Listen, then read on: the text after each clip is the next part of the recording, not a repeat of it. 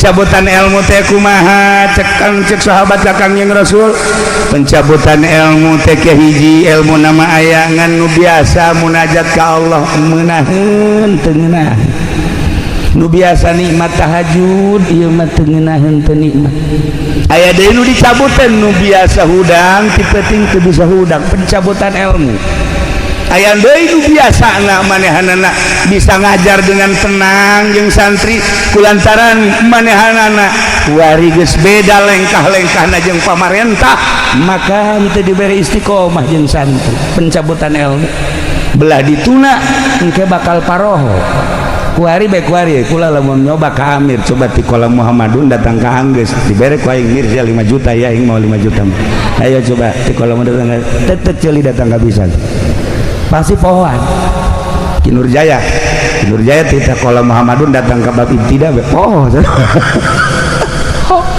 tak eta teh ilmu teh dicabut ku Gusti Allah dicarabut sebab naon nu ieu nyandung bae nu ieu mencitan kebo bae tulis bae dicabut tah itulah para jamaah luruskeun ka Allah ulah diaku ilmu teh ku urang nu Allah gunakeun sesuai jeung perintah Allah insyaallah batur bisa jamul jawame urang mangan sekadar bisa amil tapi lurus ka Gusti Allah amil bakal mabruk dibanding nu bisa jamul jawame ulah dikira gede kitabna haju hebat henteu sebab naon teh istiqomah ieu cara nu ku urang kuari keur dihaulan nu mantak urang datang ka dieu kula ge terundang padahal mah diundang ku Subandi embung ulah barang inget ka almarhum aing hayang babarengan di akhirat jeung Ki Subandi onam jadi ondang kunyana sanget inget ka almarhum Abu Yardani emang kumaha kitu Kiai abah kula sok ngobrol Kiai serba bisa mah Abu Yardani. Assalamualaikum warahmatullahi wabarakatuh.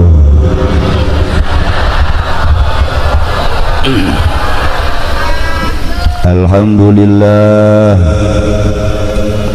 wassalatu wassalamu ala rasulillah Muhammad ibn Abdullah wa ala alihi wa sahbihi wa mawala amma ba'd. فقال الله تعالى في القرآن الكريم وهو أصدق القائلين أعوذ بالله من الشيطان الرجيم بسم الله الرحمن الرحيم وذكر فإن ذكرى تنفع المؤمنين الآية. Langkung pipayun urang sami-sami nyanggakeun puja sinareng puji ka Gusti Allah anu Maha Suci.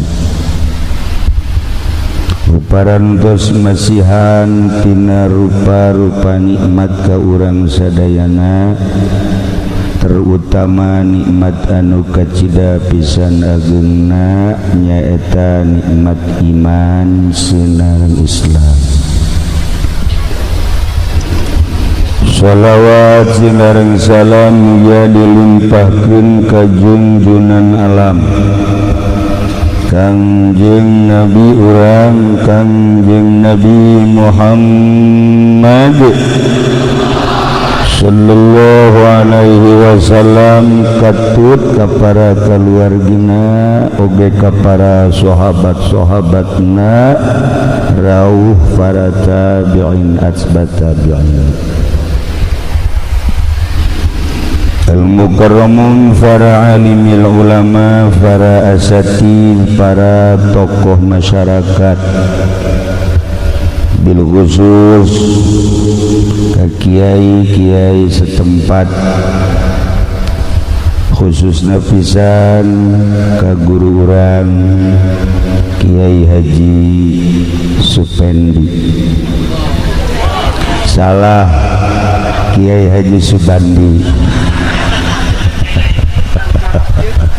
hampura loba kasalahan nu lain kiai di kiai-kiai nu kiai asli di lain-lain nu tadi mah lain nu teh lah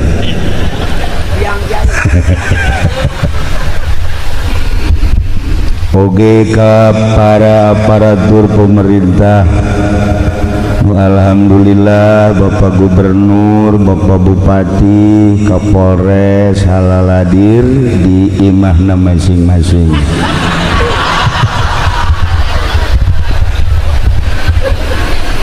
Para qori hadirin wal hadirat, kaum muslimin wal muslimat rahimakumullah. Kalayan inayah ti Gusti Allah, alhamdulillah. Simkuring khususna umumna urang sadayana dina saah ieu tiasa kempal di dieu ku terdorong rasa cinta ka Allah, cinta ka Kangjeng Rasulullah, cinta ka para warasatul anbiya. Ku modal cinta etalah alhamdulillah di mana aya pangawasan urang selalu hadir hayang dibeungkeut jaga di akhirat supaya dihijikeun jeung ahli-ahli Allah. Bahkan polisi ge polisi wari hadir hayang ngahiji di akhiratna lain jeung Jokowi tapi jeung Allah. Sabodo di dunia mah kumanyana bae tah mah. Di akhirat mangke urang butuh ka Allah, butuh ka Kangjeng Rasulullah. Anak kula sok nanya, "Bung, saya polisi." "Bung, ka ditu ieu cek kula polisi ge jelema." Cekna emang jelema. Jelema lah.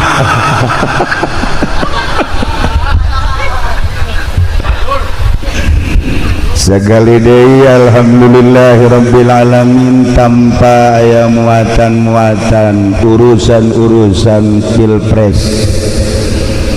Urang menuju ke akhirat supaya urang kabehan terbuka hati urang. Dunia masa pira dunia nu jadi presiden paeh, nu jadi gubernur mah sarua, jadi polisi modar, jadi masyarakat koit sarua kabeh kiai geja paeh. Para jamaah kaum muslimin wal muslimat rahimakumullah, urang masih kene terkurung ke suasana Idul Adha, lebaran kurban. Nu alhamdulillah di Indonesia mas ragam Rabu sebab malam minggu teu hasil ru'yat dipaksakeun dia moal bisa. Jatuh pada hari Senin Salasa Rebo ngahenen karasa jero.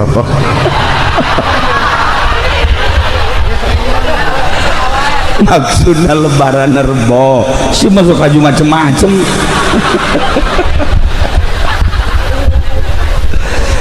Geus atuh lebaran Rebo, Kamis, Jumat, Sabtu masih keneh tasyrik. Lamun urang ngajujut tina masalah kurban, kitab inti nama tina Al-Quranul Karim urang nempos sejarah baheula teh aya hiji nabi anu istimewa ngaranna Kangjeng Nabi Ibrahim alaihi. Kangjeng Nabi Ibrahim teh dakwah lain heureuyan lantaran bapakna ku anjeun Masya Allah penyembah berhala. Lain sekedar penyembah berhala tapi pembuat berhala. Raja anu kasohor baheula biadabna Raja Namrud, di mana teu nurut ka raja paehan bui. Masya Allah kan Namrud mah sarua jeung Firaun. Mudah-mudahan raja-raja di urang mah ulah cara Namrud, ulah cara Firaun. Lah orang maningan cara Haji Jaya baik gitu tah. Maksudnya mencitan jelema bae gitu.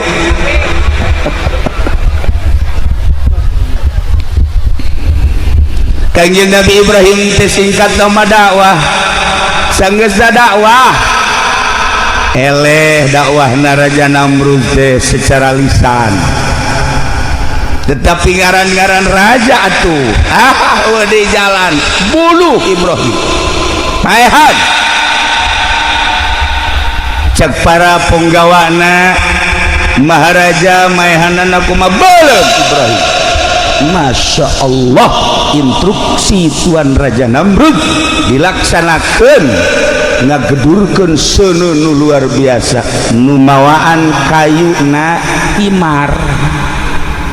Himar teh ngaranna begal. Eta himar nu mantak datang ka ayeuna nya nama ceurik bae lantaran boga salah mawaan kayu jang meuleum kakasih Allah. Dak sorananya nama kosu cerik mun urang ngadenge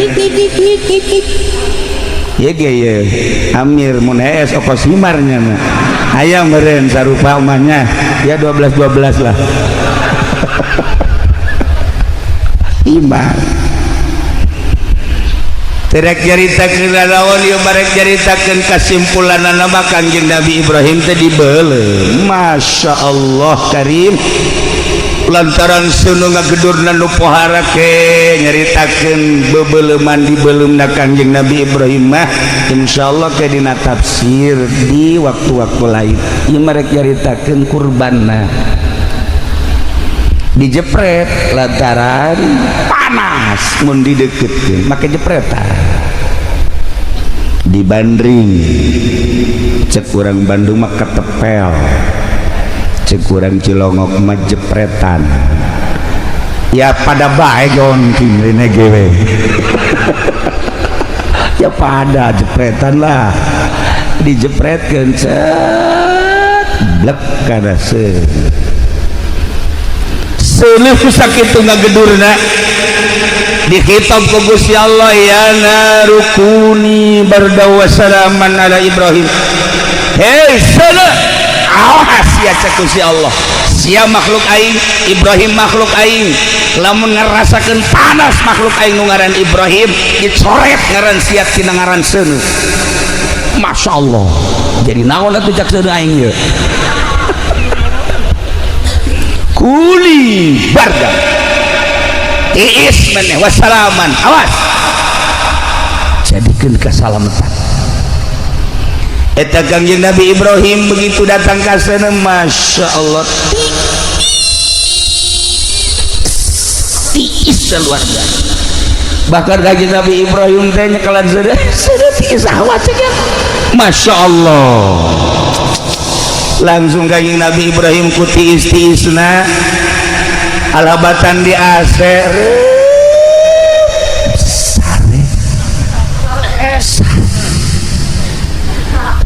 kuari ge lamun anu HS ieu katurunan Nabi Ibrahim ye kuari katurunan Nabi Ibrahim Masya Allah kari di samping HS sare tatangkalan jararadi nungaran anggur, nungaran apel, nungaran jeruk, berbagai-bagai buah-buahan. Masya Allah, Kangjeng Nabi Ibrahim hudang hati ieu baja apel ieu baja jeruk tuh Kangjeng Nabi Ibrahim dibalangkeun ka seuleuh bubuahan loba di Imah Haji Pendi mah urut loba di hes di barang hes eueuh komo tatarina eueuh atuh eueuh bae geus. Nah ieu ge khawarikul adat teh termasuk min jumlati belah kencai mah ya Kangjeng Nabi Ibrahim istimewa Masya Allah. Dan bantak kuari sok diwirid ku urang Cisoka kaki Wahab gamenta coba ge Ki Ato Ki Nurjaya pernah kukula dibere wirid ji wirid ku Ki Nurjaya langsung nyekal sana tutung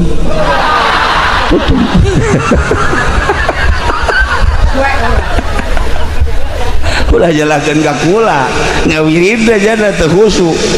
Masya Allah Haji Pendi dibere deui ku kula kuari ge buukna putih keneh eta teh urut ka beuleum tadina beureum bari putih bahkan mun dibuka calanana putih jerona gitu sakudur awak putih kabeh tanda geus tereh ka ditu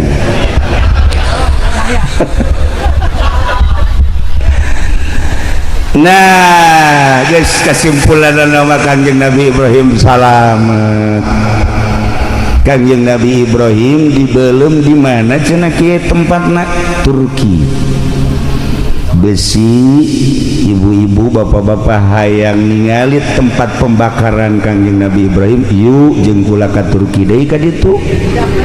Kuari nyengcelengan sapoena 100 perak, kadituna 50 juta. Sabar tahun enta sih. Kaburu parae. Di Turki, Masya Allah karim.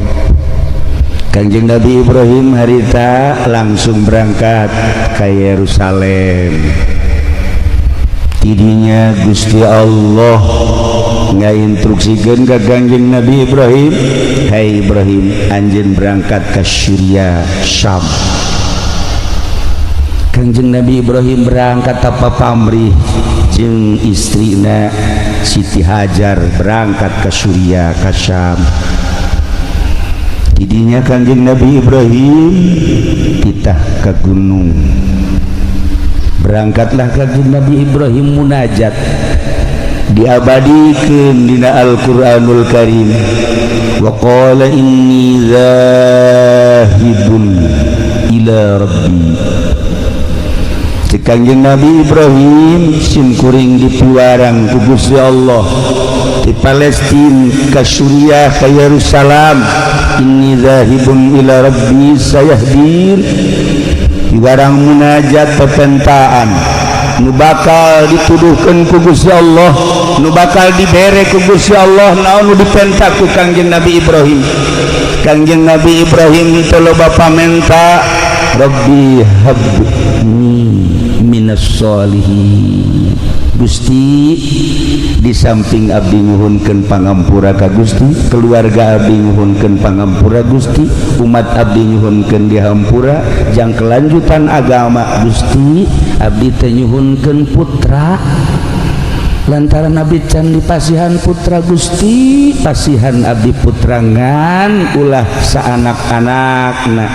Aisyah kadar jang tukang nonton TV maulah Gusti, jang kadar sakadar WH-an WH data pintu nama ulah Gusti, jang sakadar mangun simpong mah teu hayang abdi teh Gusti. Abdi mah hayang minas sholihin, abdi mah hayang dipasihan putra anu sholih. Masya Allah, ibu bapak penta ka Gusti Allah. Jang perjuangan agama selanjutnya pondok pesantren teh kuari teh makin tenggelam dina ayana kiai na teh geus acak-acakan.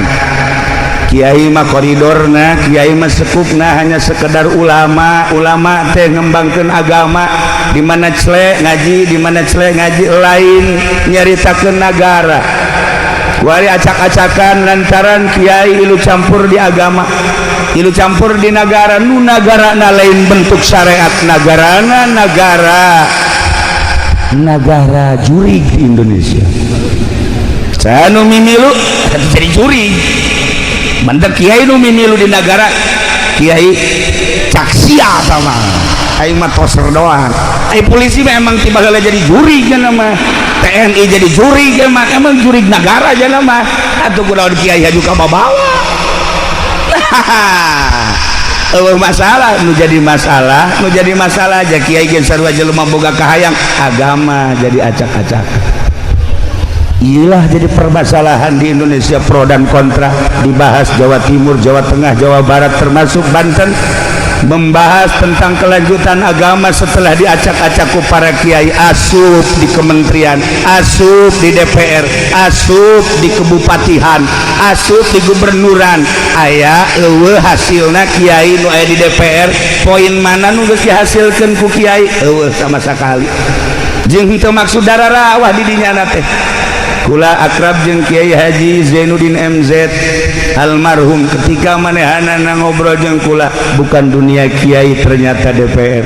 Saya insyaallah kiai masuk di DPR itu niat dakwah, tetapi ternyata sulit dakwah di dewan. Saya tarik mundur, kemudian berangkat dakwah lagi.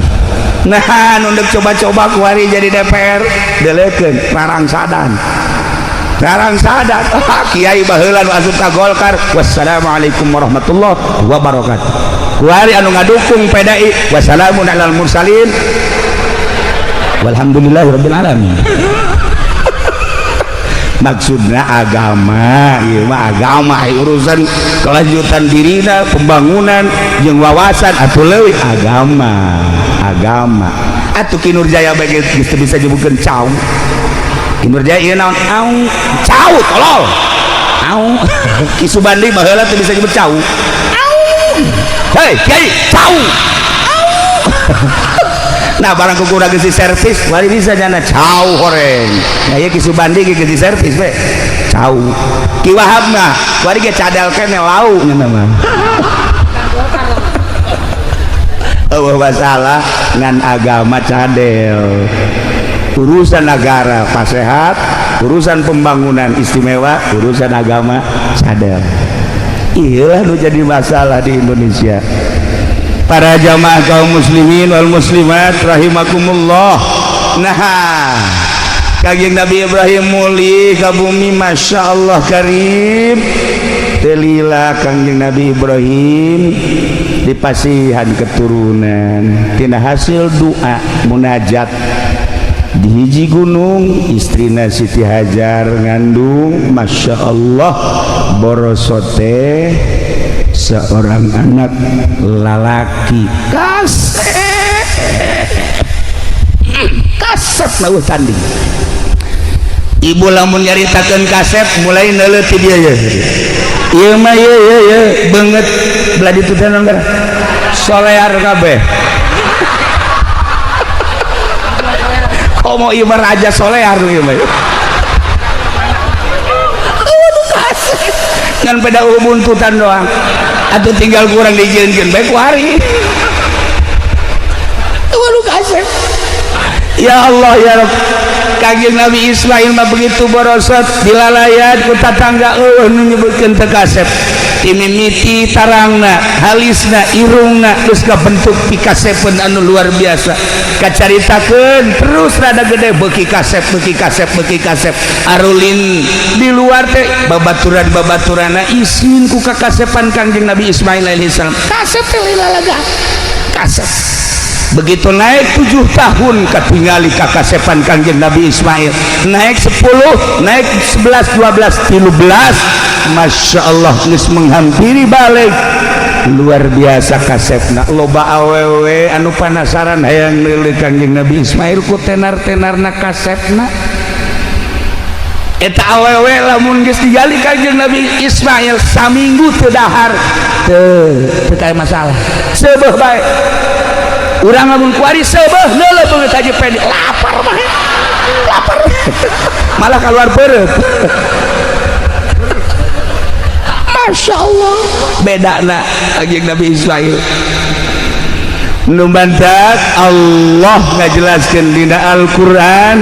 Ya Allah ya Rabb, dibungakeun Kangjeng Nabi Ibrahim bi ghulamin halim fabasyarnahu bi ghulamin halim.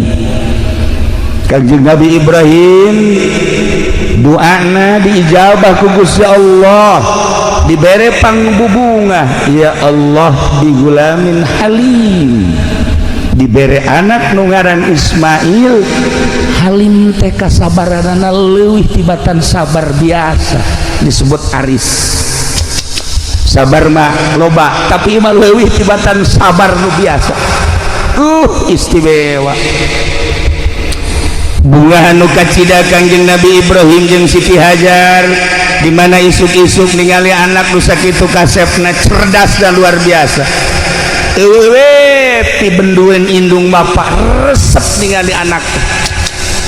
Jeung dina resepna dina salian ti resep teh capetangna, dina salian ti capetang cerdasna, dina salian cerdasna babantu ngabantuan imah tangga teh geus teu kudu dititah. Masya Allah du jadi bapa jeung indung boga anak Ismail cumpon resepna luar biasa. Masya Allah kan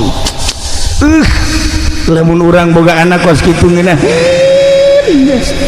nah barang geus umur 13 tahun Kangjeng Nabi Ibrahim diberi impian ku Gusti Allah.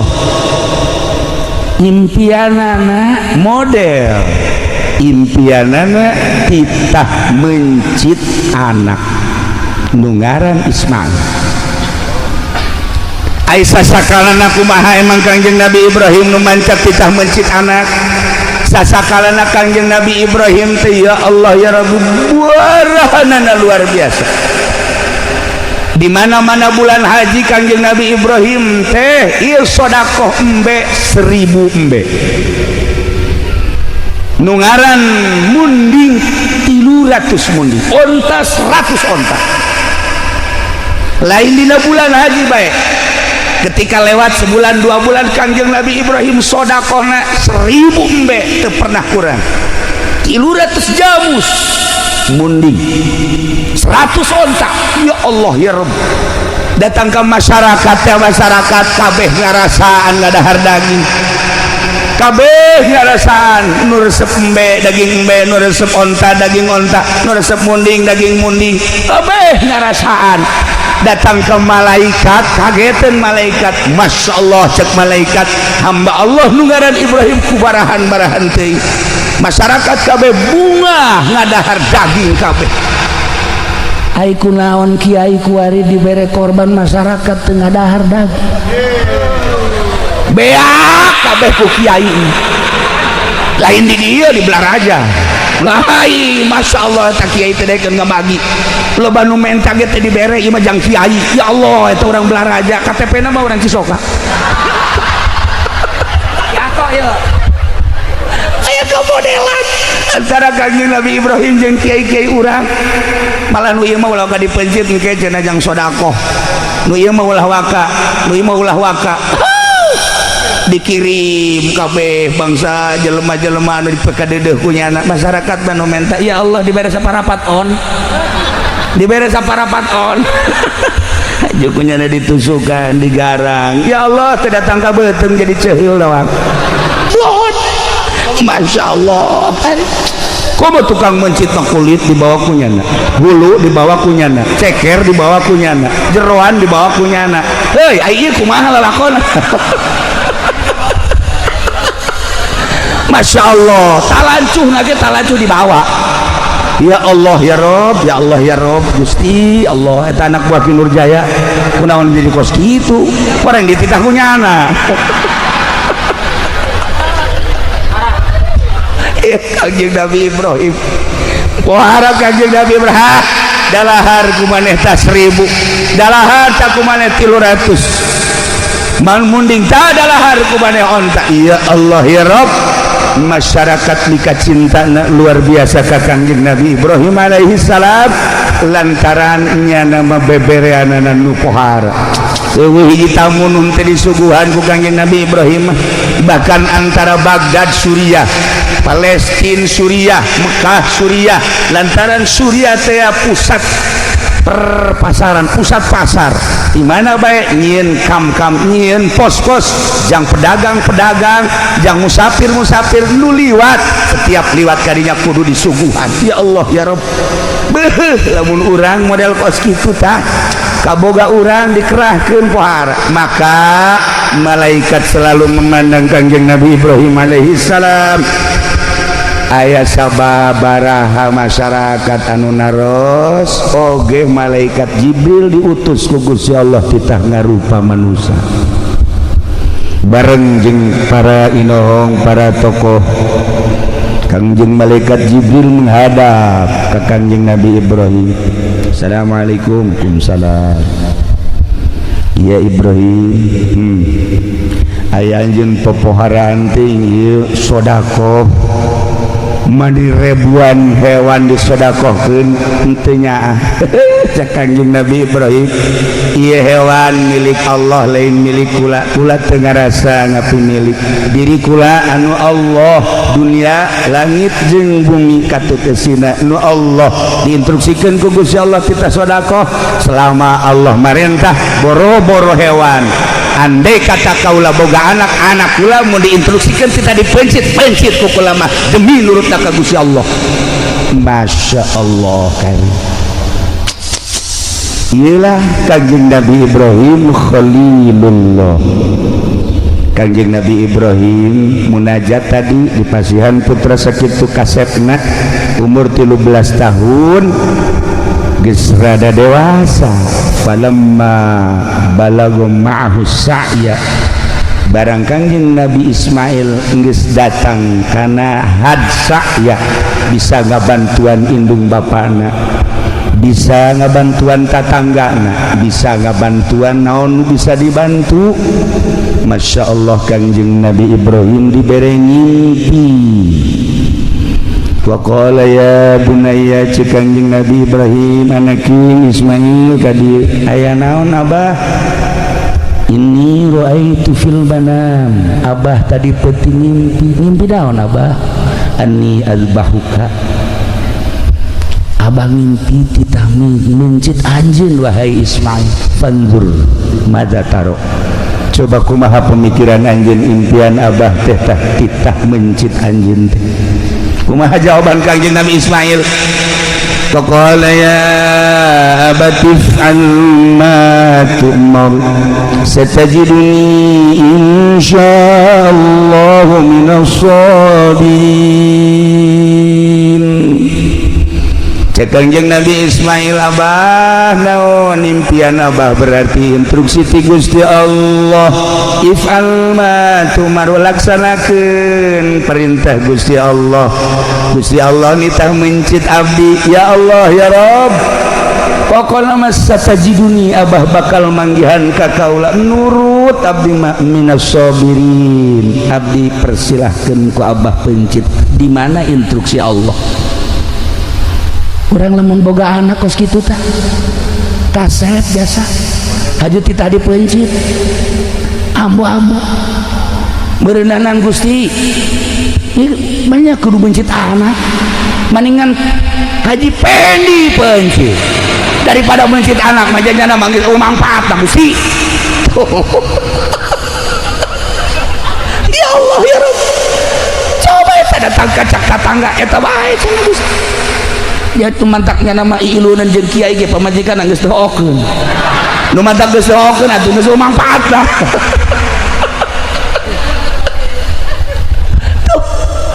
Pohara tapi Kanjeng Nabi Ismail mah masyaallah diabadikeun di Al-Qur'anul Karim, dibaca ku urang. Faqala ya abati if'al ma tu'mar satajiduni insyaallah minas sabirin. Ulama lamun maca ayat eta ngahaneng bepos ku bode etek.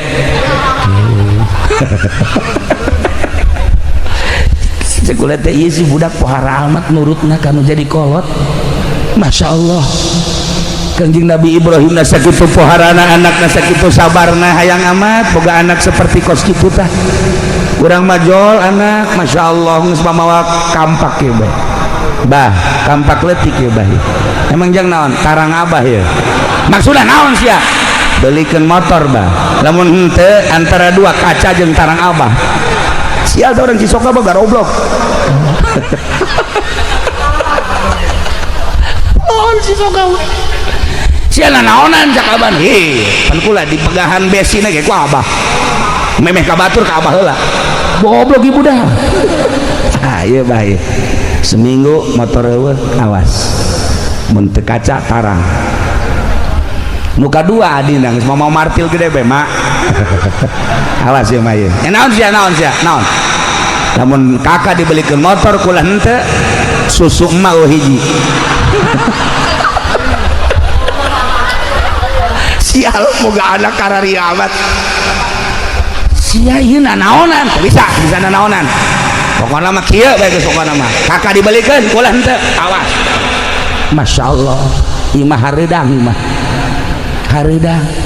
ngobrol bae bapana jeung pamajikanna anak orang jadi karari bogan sia si pasantren modern cakaing ge pasantren salap.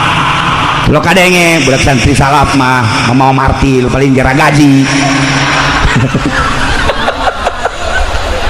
ya gara-gara di pesantren modern kos kieu tah kan wadina mah mangkaning tah tu pesantren modern acan nya nama acan mah sakola tah hasil sakola pak kos kieu pan batur ge itu tuh sakolanya jadi DPR mah leuwih kejam tibatan anak urang mah kampak hayang motor DPR mah tanda tangan beuh jahat sama kos kitu mah beuh itu jadi polisi polisi nggak modal lah priwit doang jerona mah tuh sarua mah anak orang deres kene sakieu mah ye nu bener tungtung nu bener boga anak teh masyaallah masyaallah nah pesantren ke coba tanya daekeun teh pesantren salap Pak nya nama paling ge nyicingkeun ti Mama Marti paling nyicingkeun ieu budak balik pesantren kok tuh ngomong-ngomong mana coba tanya hayang naon gambar janji ieu balik pesantren ngomong-ngomong mah hayang naon umur sabaraha mah umur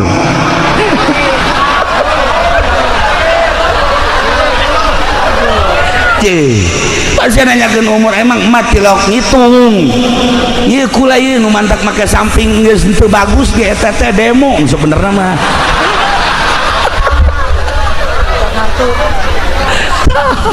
paling kos gitu doang ulah leuwih ti 30 mah waduh bibit kolot dia ka ditu mah tah eta paling sakitu satri salap dah demona teh kawin cak mana teh atuh kawin teh pan meureunan si anak teh si anak kan aju engke kumaha eta si anak sia tah barang daharna mah kula kan geus pesantren ye di dieu Tijan mah ye di dieu Sanusi ye di dieu Umul Barohin mah pinuku katauhidan mah mama tugas mah ngawinkeun ka dituna urusan kula masyaallah mah Allah luar biasa atuh geus pokona mah engke ge hese-hese teh mah balik deui ka mama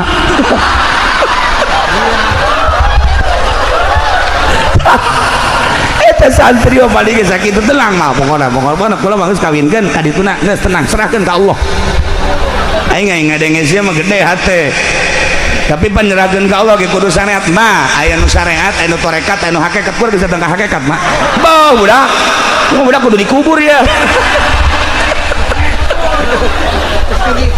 ya Allah ya tenang mah tenang kula geus diaji kabeh ku kula pokona mama ngawinkeun ka dituna pokona tanggung jawab kula mah aya tauhidan di dieu jasa mah teu kan ngeunaheun ai make salaf mah masyaallah sagala rupa serahkeun ka Allah lamun Kangjeng Nabi ditanya ku sahabat ya Rasulullah tabi teh hayang sugih sanupang sugihna Allah penta ka nu pangsugihna abdi hayang gagah sanupang gagahna Allah penta ka nu panggagahna abdi mah hayang kuat nu pangkuat da saha Gusti Allah penta ka nu pangkuatna hayang naon penta ka Gusti Allah kitu Kangjeng Nabi mere cara penta hayang sugih ulah menta kamomonon kurang jisoka mah minta kamu monon atuh segala ke Gunung Kawi segala macam-macam minimal minta tulisan kaki Nurjaya bukunya lagi susah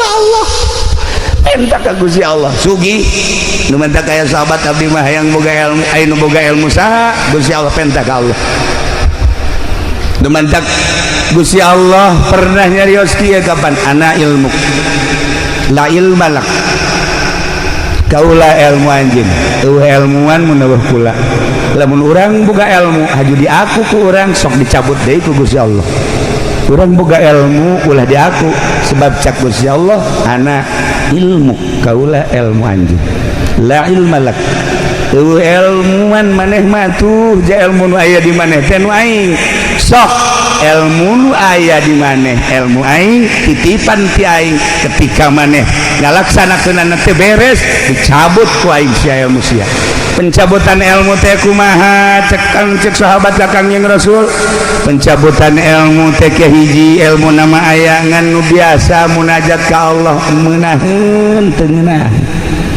nu biasa nikmat tahajud ieu mah teu ngeunaheun teu nikmat aya deui nu dicabuteun nu biasa hudang ti penting teu bisa hudang pencabutan ilmu aya deui nu biasana manehanana bisa ngajar dengan tenang jeung santri kulantaran manehanana kuari geus beda lengkah-lengkahna jeung pamarentah maka teu diberi istiqomah jeung santri pencabutan ilmu belah dituna engke bakal paroho kuari bae kuari kula lamun nyoba ka Amir coba ti kolam Muhammadun datang ka Anggeus dibere ku aing Mirza 5 juta ya aing mau 5 juta ayo coba ti kolam datang tetet ceuli datang ka bisa pasti pohoan Ki Nurjaya ti kolam Muhammadun datang ka bab ibtida poho tak eta teh ilmu teh dicabut ku Gusti Allah dicarabut sebab naon nu ieu nyandung bae nu ieu mencitan kebo bae tulis bae dicabut tah itulah para jamaah luruskeun ka Allah ulah diaku ilmu teh ku urang nu Allah gunakeun sesuai jeung perintah Allah insyaallah batur bisa jamul jawame urang mangan sekadar bisa amil tapi lurus ka Gusti Allah amil bakal mabruk dibanding bisa jamul jawame ulah dikira gede kitabna haju hebat henteu sebab naon teu istiqomah ieu cara nu ku urang kuari keur dihaulan nu mantak urang datang ka dieu kula ge terundang padahal mah diundang ku Subandi embung ulah barang inget ka almarhum aing hayang babarengan di akhirat jeung Ki Subandi onam diundang ku nyana sangeuk inget ka almarhum Abuya Ardani emang kumaha kitu Kiai abah kula sok ngobrol Kiai serba bisa mah Abuya Ardani kula eta mun ngobrolkeun ngadengekeun serba bisa kumaha Abah kori nya nama bisa ceramah nya nama bisa mamaca nya nama mamaca tuh nya nama kikiran bae asakannya nama tolol meureunna mamaca kudu berobani nya nama bisa Masya Allah sagala bisa Kaki Ardani mah di samping eta marhaban nu kuari berkembang di ditu tuh di Kendal di pondok terus ka ditu ka rajek eta teh meunang ngadidik Abuya Ardani istimewa dan mantap berarti ahli Allah tur ikhlas hayang ka bawah ieu mah kula mah lain undangan Ki Subandi ja lain kula mah undangan Abuya Ardani ngan wasilah nyana sih itulah para jamaah kaum muslimin wal muslimat rahimakumullah balikan deui ialah Kangjeng Nabi Ibrahim alaihis Kangjeng Nabi Ismail alaihis salah kita dipencit nurut mudah-mudahan orang diberi anak sing narurut cara Kangjeng Nabi Ismail mudah-mudahan orang boga anak cara Kangjeng Nabi Ismail pinterna mudah-mudahan orang boga anak cara Kangjeng Nabi Ismail nurutna mudah-mudahan orang boga anak pas Kangjeng Nabi Ibrahim barahana loyalna jeung sagala rupana amin ya rabbal alamin akhirna Kangjeng Nabi Ibrahim bebeja ka Siti Hajar neng kuari isuk-isuk tanggal 8 Zulhijjah ieu anak pandian nu rapi geus dipandian pakaian baju nupang bagusna sisiran anu rapi minyakan cek Siti Hajar dek ka mana emang dek dibawa ke tempat makan-makan insyaallah tuh ku Siti Hajar dipandian geus dipandian di pakaian baju nu rapih bagus disisiran diminyakan serahkeun ka Kangjeng Nabi Ibrahim ditungtun ku Kangjeng Nabi Ibrahim Kangjeng Nabi Ibrahim nyokot peso belati jeung tambang dina hate ibuna pan dek makan-makan si mau belati pan mawa tambang tapi teu nanya geus indit ditinggalikeun ku Siti Hajar datanglah kamina begitu datang kamina di dieu abah teh diinstruksikeun ku Gusti Allah kita mencit anjeun teh wahai Ismail cek Kangjeng Nabi Ismail di mana Allah ngainstruksikeun siap kula dipencit Masya Allah kan ngadap di wasiat cek Kangjeng Nabi Ismail ka abah di mana-mana kula dipencit hiji talian lengan kula nu mantak di talian lengan jeung suku abeh begitu kula meronta ka talian abah teu pati sedih jang abdi moal sedih sebab nu kadeuleu Allah budak 13 tahun pikir ku nomor kedua abdi wasiat di mana-mana abdi rek dipencit beungeut abdina ilal ardi coba sangharepkeun ka taneuh supaya besi abdi merenyi jeung ceurik abah ulah neuleuh merenyi abdi abah mah abah bae kena tenang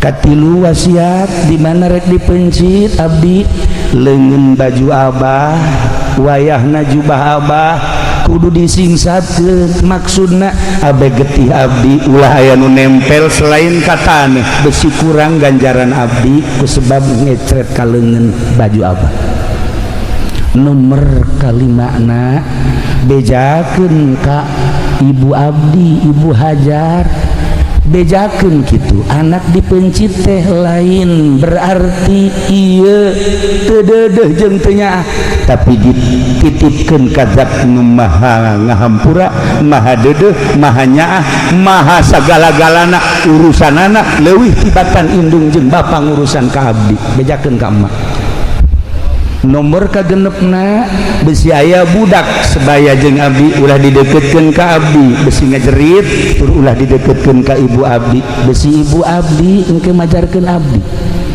nomor katujuhna ieu baju abdi buka setelah abdi dipencit sanggakeun ka ibu jang pelipur lar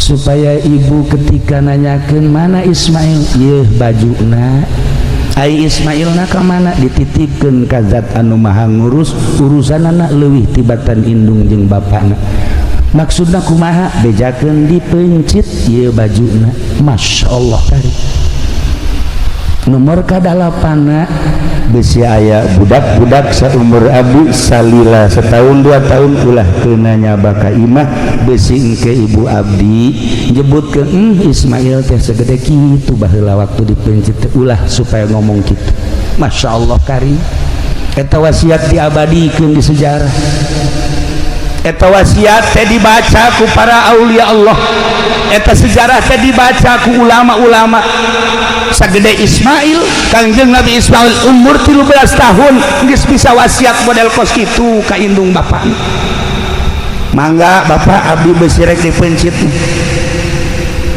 begitu di talian Kangjeng Nabi Ibrahim Kangjeng Nabi Ismail ku Kangjeng Nabi Ibrahim sol ke iblis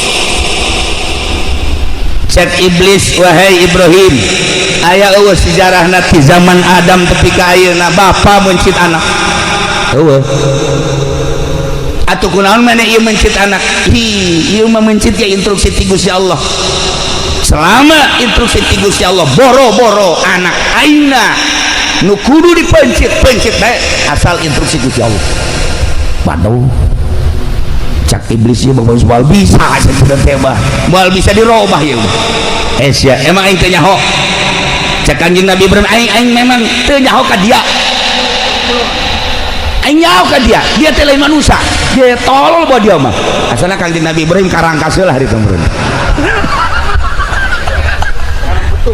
nyokot batu Kanjeng Nabi Ibrahim langsung dicekel begitu dicekel dibalangkeun bismillah Allahu akbar ceger timpahan Kanjeng Nabi Ibrahim ka iblis kena matana bocos matana besi aya polisi nu bocos matana eta berarti katimpah eta Allah bocos aduh cak iblis teh aing kasih baik kos kieu cak kitu lah mal mundur aing mah kajian ku kumaha ge aing datang ka ibuna manya ibuna kudu ngameunangkeun mencit anak datang ibuna keur calik we ke bari nasbeh Allah Allah Allah Allah Allah bel nginaheun da lamun nyaba ke hiji awewe-awewena bari nyakelan tasbeh tiis hate Allah Allah Allah di mana lain Waalaikumsalam ibu ayah di mana tuh keur nonton TV Masya Allah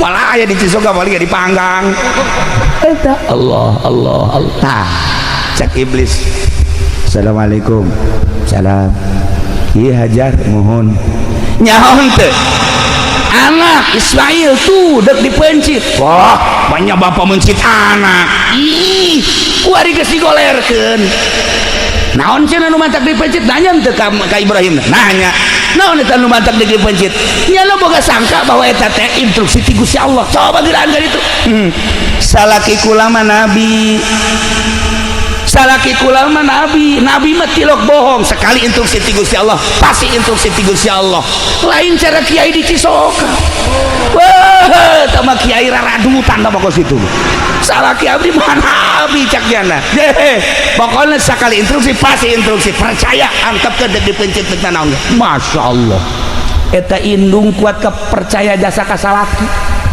lantaran salakina tilokna bohong kok mau kifudoli mah Masya Allah karim nyana mah setengah bajingan sebenarnya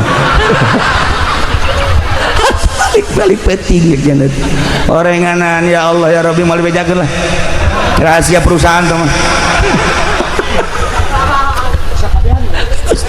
atuh sia mah bapana bapak rusak tah ieu deuk percaya kumaha pamajikan kanu jadi salaki balik di mana-mana teh kok parfumna lain deui Kak ieu mah rada tajem kieu biasana lain parfum boti mah ieu mah Kak lah budak tah orenganan mal bejakeun di bel ieu mah baja ieu mah Kak ieu mah parfum awewe mah kos nyaho teh budak nyemprot lain deui cenah teh orenganan kanyahoana mah geus 7 tahun ditungtun budak aya anak saha deui atuh dek percaya kumaha pamajikan kanu jadi salaki tuh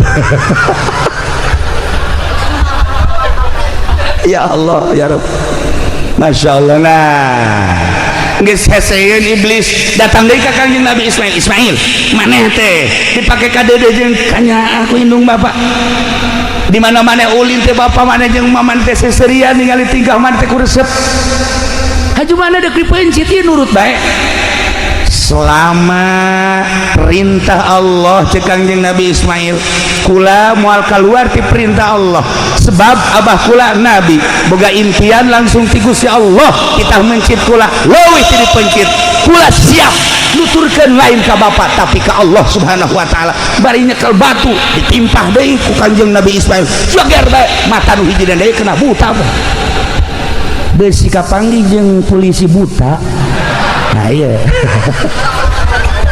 atau abri nu buta atau enggak eta berarti lelengseran ti ditu eta ya Allah ya Rabb jadilah kuari syariat ketika orang datang ke Mina nimpahan Jumratul Aqobah nimpah ula wusto Aqobah ula wusto Aqobah sasakalana eta ya Allah ya Rabb langsung Kangjeng Nabi Ibrahim siap dek mencit Kangjeng Nabi Ismail alaihi salam geus digolerkeun di dinya disiap dek dipencit ku Kangjeng Nabi Ibrahim bismillah Allahu akbar tarik ka luhur tarik dekat tungkulkeun ka hadap teteurah Kangjeng Nabi Ismail abah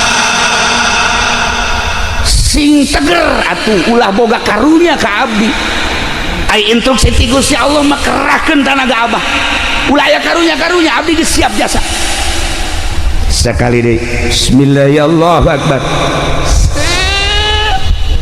tarik ka luhur kenceng kahandapkeun deui teteurah sama sekali teterak udah Kangjeng Nabi Ismail bah coba ganti pesona bah coba ganti pesona ke heula ieu abah lain lalagaan ieu peso ke urang coba heula ka tangkal korma langsung dibabetkeun ka tangkal korma buntung tangkal korma coba ka batu langsung dicoba ka batu belah batu kurang kumaha abah kurang kumaha coba sekali deui bah ieu pencit dan pancang jasa ieu kula teu kuat jasa sayang kapanggih jeung Allah Masya Allah karim kasih keimanan jeung katauhidan model kos kitu budak umur 13 tahun budak umur 13 tahun di Cisoka mah kieu can lempeng can lempeng tauhid ka Allah manteng na pohara ya Allah ya Rabb ai ki Iti Nurjaya mah lain deui. Nah pencit deui sekali deui begitu dek dipencit deui falamma begitu Kangjeng Nabi Ibrahim geus dek nyiapkeun pepencitan anu katilu kali Allah ngainstruksikeun Jibril sokot embe nu panggedeuna anu aya di sorga nu baheula embe Habil bawa panggul ku anjeun gantian Ismail.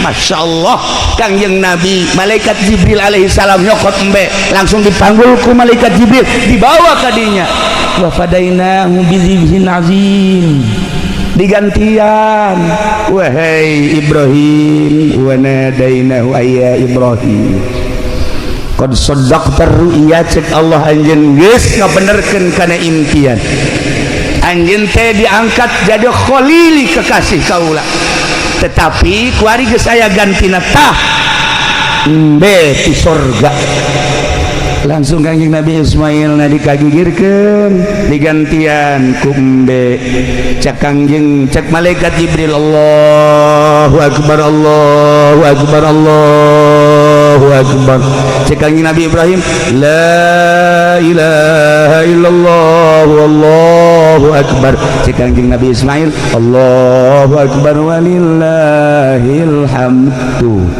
kurang-kurang nyaho beta gorenganan maca beta kiato teu nyaho dongengna tak kuari we nyaho gorenganan Allahu akbar nu pertama ucapan malaikat Jibril alaihi salam Allahu akbar Allahu akbar Allahu akbar dijawab ku Kangjeng Nabi Ibrahim alaihi salam la ilaha illallah wallahu akbar cek Kangjeng Nabi Ismail Allahu akbar walillahil hamd pencit kiresel wa fadainahu bizibhin azim inna kadzalika najzil muhsinin.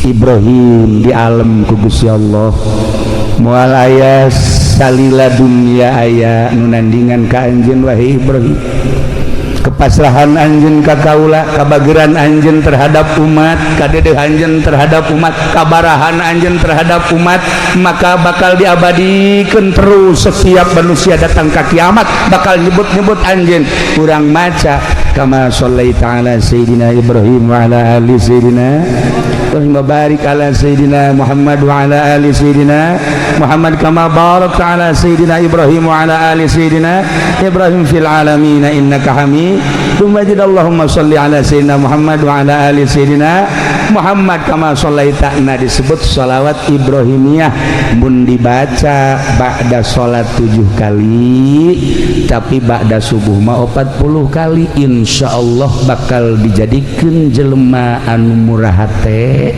tur bakal dijadikeun jelema nu sugih bari daek sedekah kan loba jelema nu sugih tapi hese ka sedekah weh eta mah merepet dur-dur pet aduh pada teh koret aya 3 bagian aya koret merepet aya koret merepet dur-dur pet aya koret doang aya koret merepet aya koret merepet dur-dur pet aya koret doang mah koret doang kata tangga koret tapi kanyana mah jeung pamajikan bager biasa koret mah kayak koret merepet mah tatangga teu dibere anak teu dibere nyana mah jang nyana aya eta ngaranna koret merepet koret merepet dur-dur pet mah tatangga teu dibere anak pemajikan teu dibere nyana ge hayang jajat menta contohna sieu eta harus merepet dur-dur pet boro-boro jang batur jang nyana ge hese jasa ya eta mah boga lauk tembangnya ditenden di handapan anggel kanyawan ceulina ku cucurut ya Allah ya Rabb. Nah para jamaah kaum muslimin wal muslimat rahimakumullah terjadilah seperti eta Kangjeng Nabi Ibrahim jeung Kangjeng Nabi Ismail tah tanggal 8 pepencitan mimpi nu pertama diba naon kitu ngaranna mimpi nu pertama tanggal 8 Kangjeng Nabi Ibrahim encan engah ditebuslah ku onta 100 malam 9 mimpi deui ditebus deui ku embe jeung onta 100 malam ke-10 mimpi deui terjadilah pemencitan anak nu ngaran Ismail datang ka ayeuna terus diabadikeun udhiyah teh mencit kadangan cara Kangjeng Nabi Ibrahim mah 1000 embe 300 munding 100 onta atuh hiji-hiji Haji Pendi ieu mah kamari kabeja ribut jeung tatangga ribut aya naon makan belati geus dikieu-kieu gorenganan ngabagina teu akur buntut ka imah ceker imah hate imah hulu imah cek tetangga aing naon goblok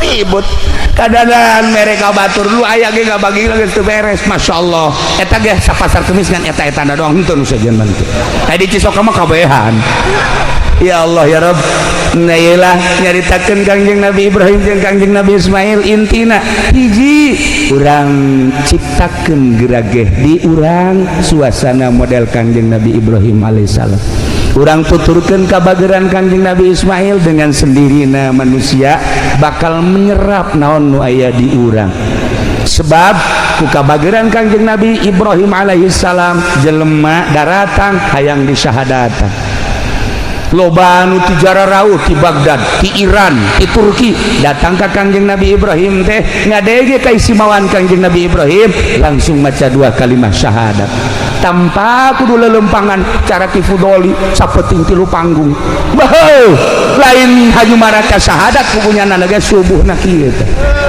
Allahumma cak anakna bah emang duhat ada loba ngomong dia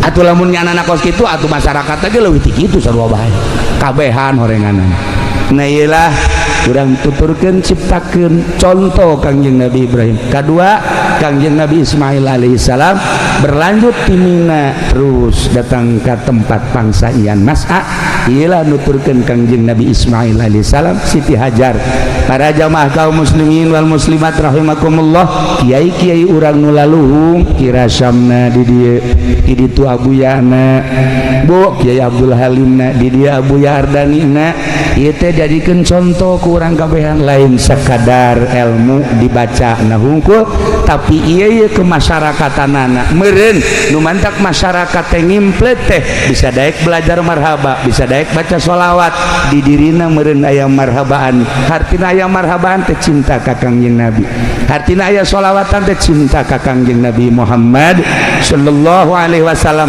yuk urang babarengan cintakeun ka Allah cintakeun ka Kangjeng Rasulullah belah dieuna cintakeun ka para wali-wali Allah belah dieuna pisan cintakeunlah ka para ulama warasatul anbiya tidak terkecuali jakabehan ge urang teh butuh syafaatil uzma ayeuna beda-beda urang teh pakaian keur kieu make jubah keur kitu make samping kieu make jas kieu make pakaian polisi ketika urang Allahu akbar mah hate urang sarua ka Allah polisi hanya jadi pengamanan hungkul untuk dalam negeri berikut hukum TNI untuk pengamanan dalam berikut luar negeri eta teh jangamankeun negara urang bertugas supaya manusia aman diamankeun ku manehanana bisa ibadah tentrem ka Gusti Allah bisa ngaji tentrem ka Gusti Allah bisa ngembangkeun agama lillahi taala jadi alhasil salahna polisi jadi polisi ka Allah abri jadi abrina ka Allah presiden jadi presidenna ka Allah menteri berikut gubernur bupati kabehna perangkat ka Allah urang masyarakat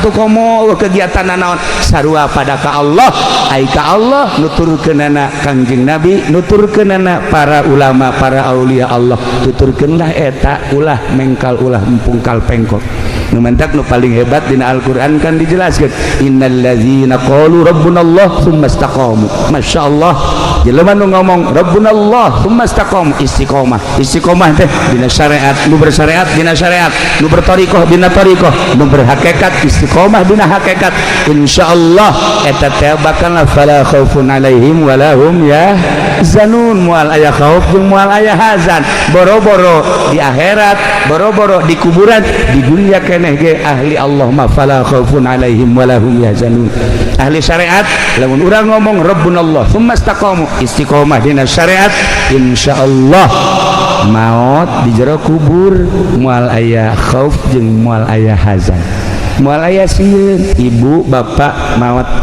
begitu maut bakal aya pertanyaan malaikat lantaran di dunia geus disebut Allah sumastaqom istiqomah dina syariat artina istiqomah dina syariat teh kumaha lamun haram singnya haram kenana ka hate urang oh ieu mah haram lamun makruh cek hate ieu mah makruh ieu mah wajib cek hate ieu mah wajib urang laksanakeun ieu mah sunah ieu urang laksanakeun ieu mah mubah oh ieu mah mangga rek kumaha oge geus nu haram haramkeun jauhan nu halal halalkeun silahkeun nu wajib laksanakeun istiqomah ulah nu haram di halal nu halal di haram iyalah nu bakal cilaka sebab teu istiqomah panjang urang menceritakeun tentang sumastaqamu datang kad fala khaufun alaihim wala hum yahzanun kabelah dituna mah jelema nu kos kitu teh ulaika ashabul jannah khalidina fiha jelema nu Allah pangeranna istiqomah dina syariatna bakal diasupkeun ka surga Allah subhanahu wa ta'ala di surgana lain ngontrak sapoe dua poe tapi khalidina fiha mudah-mudahan ku cintana urang ka Allah ku cintana urang ka Kangjeng Rasulullah cintana urang ka para ulama cintana urang ka para aulia Allah urang dijadikeun ku Gusti Allah ashabul jannah amin ya rabbal alamin.